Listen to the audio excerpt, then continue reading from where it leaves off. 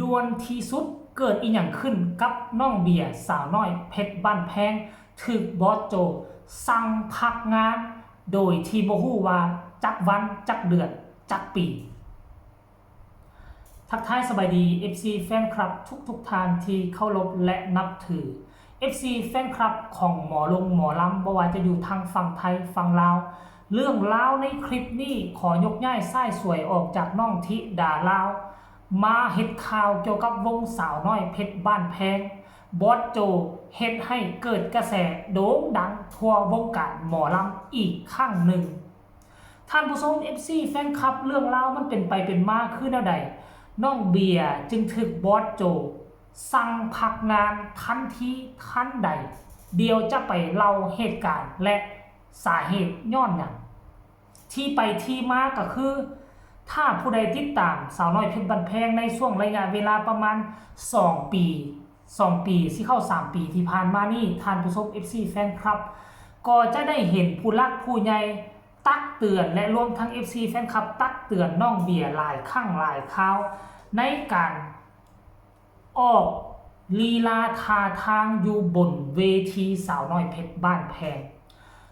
น้องเบียร์เป็นคนที่ปากแหงปากไวปากจัด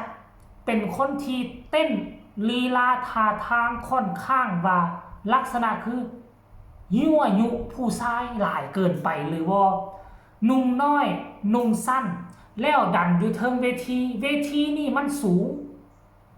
FC แฟนคลับนั่งทั้งลมแนมมาเจ้านุ่งส่งสั้นอยู่แล้วสั้นจนติดพี่ละดันไปเต้นแกงซ้ายแกงขวานั่นนี่บอสโจปีนี้มันเลยนักหน่วงกว่าทุกปีที่ผ่านมาบอสโจบ่ได้มาตำหนิติเตือนได้มีแต่ผู้รักผู้ใหญ่อยู่ในวงหันกับ FC แฟนคลับ200,000ส่งข่าวไปบอกว่ามันบ่เหมาะสมหรือบ่ต่อการเป็นหมอลำแล้วก็มีการปรับปรุงแก้ไขกันผ่านไปหลายฤดูกาลเติบมาฤดูกาลนี้สาวน้อยเพชรบ้านแพงหาก็เปิดฤดูกาลไปบ่ทอใดอาทิตย์เกิดปัญหานี่ขึ้นอีกแล้วบอสโจเลยไปเคลื่อนไหวว่าแนวนี้ท่านผู้ชมเดี๋ยวไปอ่านของบอสโจกันเด้อ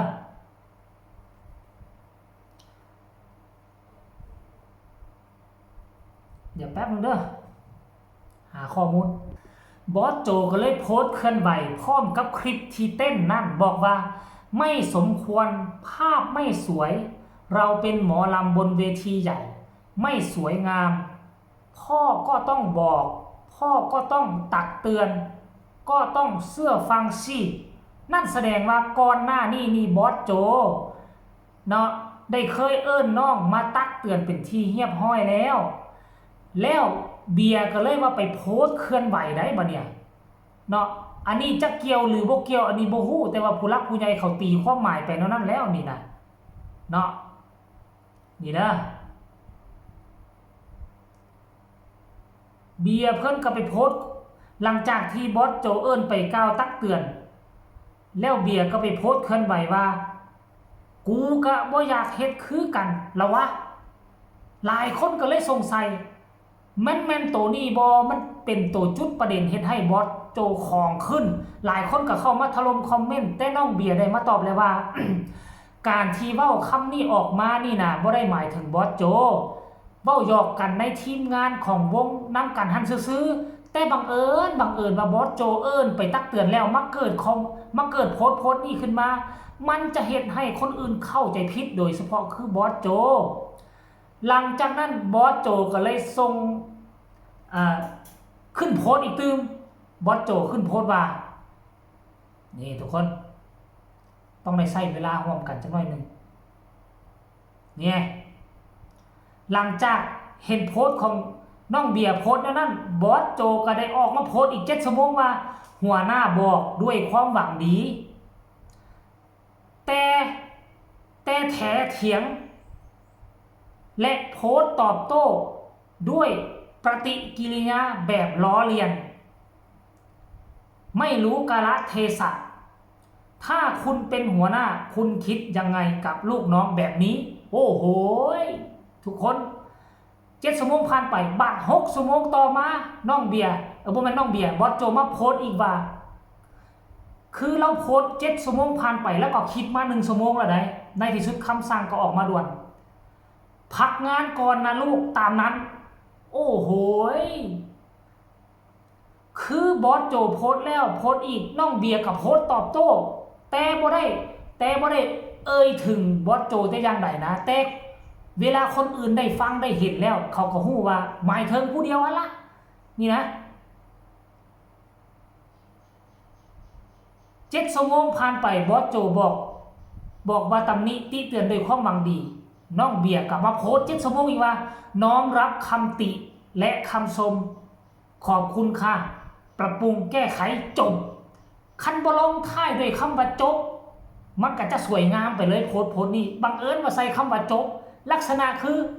อบ่พอใจนะใส่คำนี้นะคือบ่พอใจแล้ว7 ชั่วโมงอีกน้องเบียร์ก็มาโพสอีกว่าหนูเข้าไปคุยกับบอสโจแล้วบอสโจบอกสอนเข้าใจส่วนใครจะมองยังไงไม่รู้เพราะหนูกับบอสคุยแล้วก็จบแค่แก้ไขส่วนที่มันผิด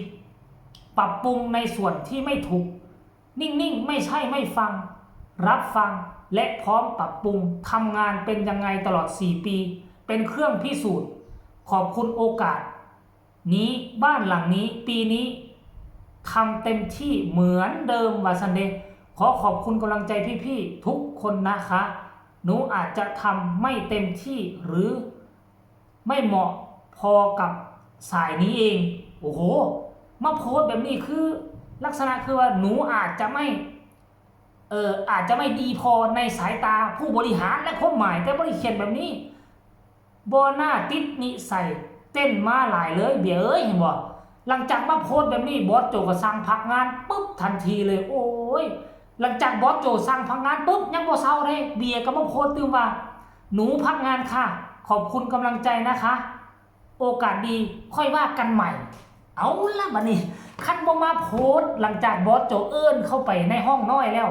บ่ออกมาโพสใดๆทั้งสิ้นแล้วก็จบนะหาเงินหาค้ำคือเก่าขึ้นเวทีคือเก่าแต่ว่าอันนี้ก็เข้าใจน้องเบียร์นะบ่ได้บอกว่าน้องเบียร์ผิดบ่ได้บอกว่าบอสโจทึก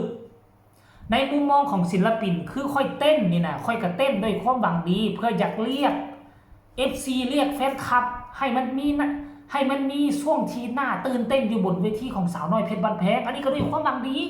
ที่เฮ็ดแอบออกมาจากเฮียกห้องลูกค้าเข้ามาชมหลายๆนะแต่มุมมองของผู้บริหารบอกว่ามันบ่เหมาะสมนุ่งน้อยห่มน้อยแล้วไปเต้นแนวนั้นว่าไหมท่านผู้ชม FC แฟนคลับเอาสรุปแล้วก็ข้อมูลแน่นสาเหตุย้อนหยังจึงถึกสั่งพักงานไผจะอยู่ข้างไหนก็มาคอมเมนต์อยู่ใต้คอมเมนต์ช่องเจเบาลาวก็แล้วกันแต่ขอคอมเมนต์ให้สุภาพอย่าไปโจมตีทั้งวงอย่าสู้ไปโจมตีทั้งศิลปิน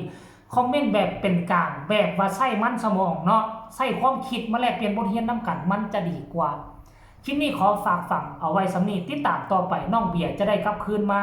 มื้อใดให้ติดตามช่องเจเบาลาวไว้ให้ดีก็แล้วกันสำหรับคลิปนี้สบายดี